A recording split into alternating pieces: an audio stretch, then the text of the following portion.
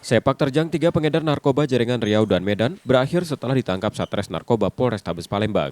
Para tersangka RA dan TH warga Sukarami serta SN warga Kertapati diringkus di Jalan Soekarno-Hatta dan kawasan Alang-Alang Lebar. Dalam penangkapan itu, polisi menyita sabu seberat 1,5 kg.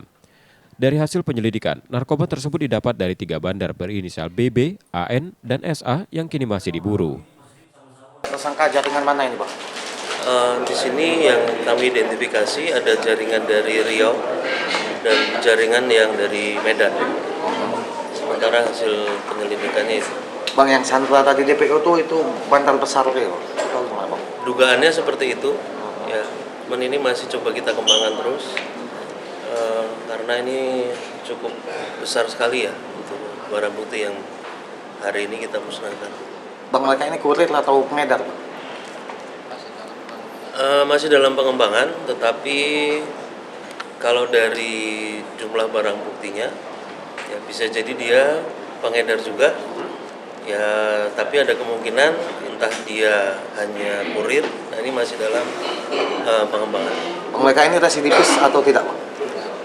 Sementara belum ada perkara pidana lain yang pernah dilakukan, jadi statusnya sih dia bukan residivis. Barang bukti kemudian dimusnahkan dengan cara diblender dan dibuang. Atas perbuatannya para tersangka terancam hukuman mati.